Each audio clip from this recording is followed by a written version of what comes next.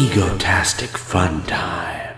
Hey gang, I'm JP and welcome back to Egotastic FunTime. The Dark Lords of franchised entertainment over at the happiest place on earth finally allowed me to sign on to Disney Plus, you guys. So today we're gonna have a great time traveling to the outer rim of the galaxy's edge to talk about the good, the bad, and the ugly of The Mandalorian, Chapter 1.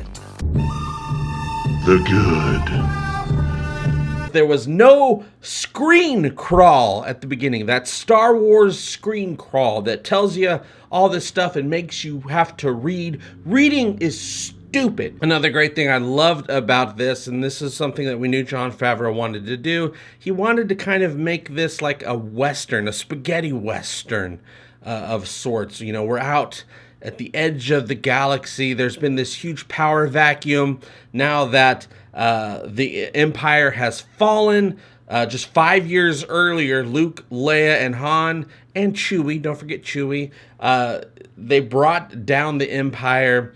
The rebels win, but we really never found out what that means, that the Empire is gone and that the rebellion has won. We never got to see what that meant. It looks absolutely amazing. The landscapes are absolutely beautiful, as we knew they would be.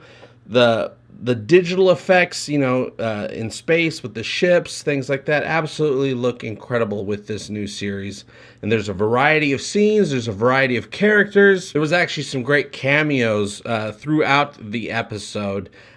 Most of them I picked up on right away. That blue alien, that fish-looking alien, that it was his first bounty that we see him get at that cantina on the snow planet. Figured out right away that that was Horatio Sands underneath the makeup, so that was pretty great. Brian Posehn shows up as a taxi driver because Manny is racist against droids. I have no idea why he's racist against droids. I'm assuming we're going to figure that out in a later episode, because as of right now, there was no context as to why he's doesn't like droids. Nick Nolte played an alien in the episode, and that one I was like, man, that guy looks familiar, but underneath all that makeup and animatronics, I could not tell who it was. Werner Herzog is in the episode. Carl Weathers is in the episode. Now, we knew both of those characters, both those actors were going to be in the episode. Werner and Carl, I have no doubt we'll be seeing them again. Werner gives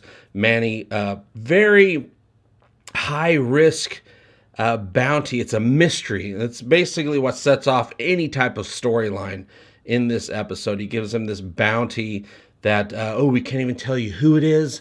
We can't tell you what it is. We could just tell you how old they are, and we could tell you we could give you this little tracking device. At the end of the episode, he finds the mystery bounty, and we have this cliffhanger. Cool! Can't wait to see where this goes. Another thing I loved about The Mandalorian, this pilot episode, is that it's finally the first continuation, real, legit continuation of the original trilogy universe, which many of us choose to believe that Star Wars ends at Return of the Jedi, and everything after that doesn't count, okay? This is in the outskirts, in the outer rim, where I'm sure the Empire, after it fell 5 years earlier, they fell back to the edge of the galaxy, where some of the Empire, some of the soldiers, some of the generals are trying to hold on to some sort of power, and one day,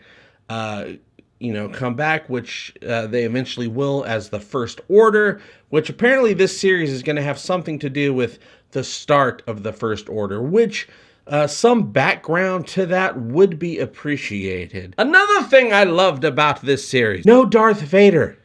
He wasn't mentioned, he wasn't alluded to. I don't know if it's going to keep up with that in later episodes, but it has had nothing to do with Darth Vader, had nothing to do with the Emperor. They just barely mentioned, if you hadn't noticed, the Empire is no longer a thing. These credits aren't worth anything. Another thing that you will love about this series is that it looks and feels like Star Wars, but new, different, yet the same, which is how something that's being made all these years later should feel. Familiar yet different. There's going to be a lot of fanfare in this series, at least in this pilot episode, you're going to see a lot of familiar aliens. You're going to see a lot of familiar weapons and ships, callbacks to its own universe, all throughout there. It's going to keep any fanboy of the series happy.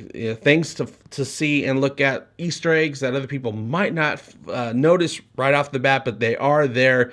But come on, let's be honest, you're going to notice most of them. This series is darker and grittier, but in a good way. It doesn't go too far. It just seems more real. Like if you were really in the Star Wars universe, especially in the Outer Rim, if you were really there, it wouldn't be a happy place. I love that they use practical effects. Sure, they have some great digital stuff going on, but they don't rely on it. The original trilogy had some great effects for the time, but they did not rely on it. They used practical effects, real explosions, makeup. A shining moment in this episode is the introduction of IG-11. He is a badass. I mean, he's just shooting. I swear, there must have been 100 dudes. They had this big shootout at the OK Corral type of moment. At the very end of the episode, as you should. The introduction of IG-11 actually gives somebody for Manny to talk to. Manny actually has someone to talk to, so we actually get a lot of dialogue from Manny, which you usually do not get from a lot of the scenes pretty much. So we actually get to see him in action and talking while in action because he's working things out and coordinating with IG-11 while they're in this huge shootout. And IG-11, absolutely amazing to watch on screen. He's a droid, so he moves like a droid, but he's just so cool. He's got both arms, and he's just shooting everything and spinning, and the way he moves his legs, absolutely cool to watch. And we got this huge Gatling gun, which is very reminiscent of Old West type shootouts where, you know, the good guys are shooting the bad guys, and all of a sudden the bad guys bring out this huge Gatling gun. Well, we had a space Gatling gun, and we had this great cliffhanger at the end that really made it so that I'm really looking forward to the next episode, chapter 2. Watch the whole thing because all the credits are these beautiful concept art renderings that were done for the episode, and they're just laying all the credits over the concept art. So you see a lot of the things that you just saw in the episode, you see the concept art versions of those. Anyone who's been a Star Trek fan since the 80s like me, you know how important, all the Star Wars books that would come out, the concept art, the ships, designs, behind the scenes, the credits are giving you that. And so that was a really nice touch, Jon Favreau. We really appreciate that. But not everything about The Mandalorian, this pilot episode, belongs in the good category, which brings me to the next category. The bad.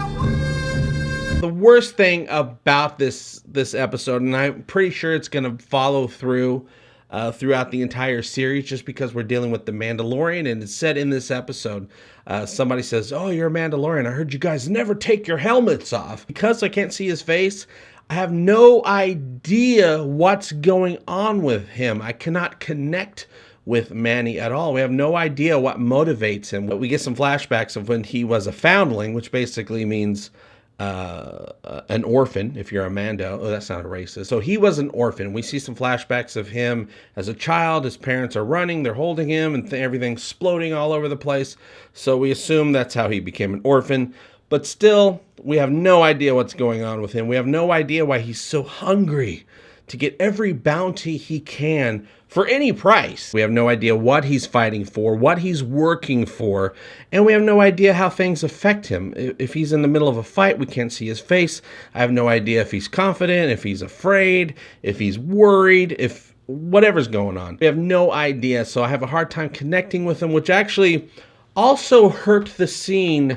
Even though it's a great scene between him and IG-11, when they meet, they're talking, they're negotiating a little bit. The two of them together have a little bit of the same type of height difference between Chewbacca and Han Solo, which is kind of cool to see. Kind of works on your fanboyism in the back of your head. And there's actually a lot of humor going on in the scene, the banter between the both of them, but we couldn't really pick up on much of it. It didn't land as well because we can't see his face, which is very important for comedy. And IG-11, who was saying a lot of funny stuff, he's just like a tin man. he has no face at all, so you can't pick up on his humor either. So especially with the two of them trying to go back and forth between each other with the lines, all the humor that it was definitely in the scene is not being picked up on, or it's not landing very well. In the good category, I said this was darker and grittier, which is a good thing, but also the show is darker. Literally, it is literally dark in a bad way. There were situations going on where I could barely see what was going on. It's like all they had to do is just turn the lights up 10% more, and it would have been fine, but some of the scenes were a little too dark. I said the practical effects are great and the digital effects are great, but some of the digital effects, especially with the bigger creatures, which there were a few, kind of looked a little fake to my brain. It might be because they use so many practical effects. My brain was having to switch between the practical and the digital. So the practical looks real, and then the digital stuff kind of took me out of the practical side of things. So I enjoyed following Manny, but because we can't really relate to Manny, we don't really want to know what's going on with him, and we can't really read anything on his face because his face is not there, and his voice is very monotone and robotic. It's just hard to connect with him. The ugly.